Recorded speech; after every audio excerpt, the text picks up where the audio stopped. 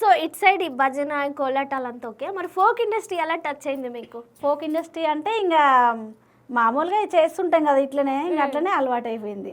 Okay, ఇప్పటి వరకు అంటే మీరు పాడిన పాటలు ఏమైనా టెలికాస్ట్ అయినా ఉన్నాయా? అంటే ఇక ఇప్పుడు ఓం ఓం లింగయ్య సాంగ్ ఒకటి పాడిన, అదొకటి ఎల్లమ్మది ఒకటి పాడిన.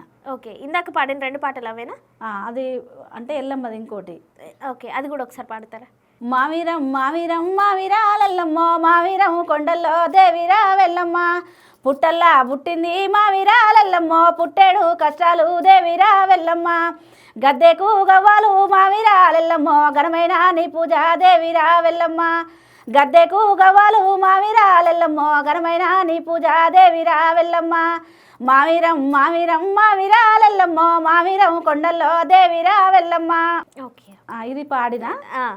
అది ఉప్పు కూడా శివన్న అని ఆయన ఛానల్లో పాడించుకోండు. ఓకే, సో ఇలాగే మీలాగే అంటే మీ ఏజ్లో ఉండే వాళ్ళు చాలా మంది పాటలు పాడతారు కదా, మీరు ఎక్కువ ఎవరిని ఫాలో అవుతుంటారు? ఎవరి పాటలు అంటే మీకు బాగా ఇష్టం? పాటలు అంటే ఇంకా దేవుళ్ళ అంటే ఎక్కువ మంగళి గారి ఇంట.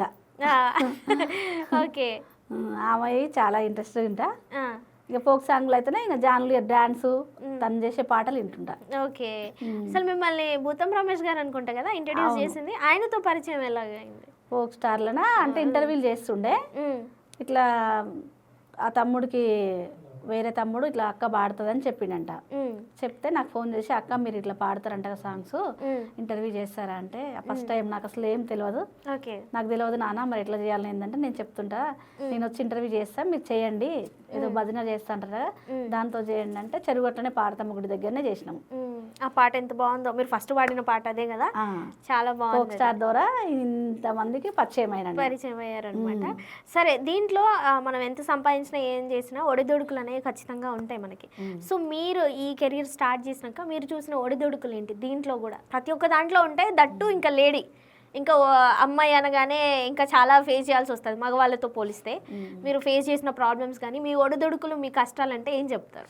ఇంకా కష్టాలంటే ఇప్పుడు ఒక లేడీస్ అయి ఉండి ఆడపిల్లమై ఉండి నైట్ టైంలో బండ్ల మీద పోయి కొంచెం భయపడి, ఒక్కొక్కసారి టైంలో కూడా నైట్ అయింది అమ్మో నేను ఎట్లా పోవాలి ఏందని ఒక్కోసారి స్పీడ్లో బండి తోలుకొని రావడాలు, టెన్షన్ పడడము, అట్లా ఆట ద్వారా చాలా కొంచెం బాగా ఇబ్బంది పడుతున్నా ఆ విషయం వల్ల. ఇంకా ఫ్యామిలీ ద్వారా అయితే ఏం లేదు, ఇక నాకైతే ఈ ఆట వల్లనే కొంచెం కష్టం ఎక్కువ. ఓకే, సో ఆట వల్లనే కొంచెం కష్టం. ఒక్కొక్క టైంలో ఒక్కొక్కసారి ఏడుపు కూడా వస్తుంది. ఎందుకని అంటే ఇంత ఏంది నేను ఆడపిల్ల ఇంత కష్టం చేస్తున్నా కదా, అసలు ఏంది నాకు ఇంత కష్టము అన్నట్టు అనిపిస్తుంది. కష్టానికి రిజల్ట్ వచ్చింది కదా, ఇంతమందికి తెలుస్తున్నారంటే అంటే ఇంకా అసలు రావాలి నాకు రిజల్ట్. కానీ గురువులు ఎంత గొప్ప వాళ్ళు తెలుసా, దేవుడితో సమానం. ఇంతమందికి మీరు అది ఏదైనా కానివ్వండి, ఒక గురువులాగా ఉండి వాళ్ళకి ఒక మెంటర్ లాగా ఉండి వాళ్ళకి ఇది చేస్తున్నారంటే గురువులకైతే పాదాభివందనం చేసినా తక్కువే. సో మీరు ఇంకా ఇంత 95, 100 దగ్గర టీంలో ఫామ్ చేస్తున్నారంటే మీ కింద పిల్లలు ఎంతమంది నేర్చుకుంటున్నారు, మీరు కష్టం మర్చిపోవాలి. ఇక అంతే నా కింద చేస్తున్నారు, మళ్ళీ నేను నేర్పిన పిల్లల కూడా వాళ్ళు కూడా గురువులు అయ్యారు.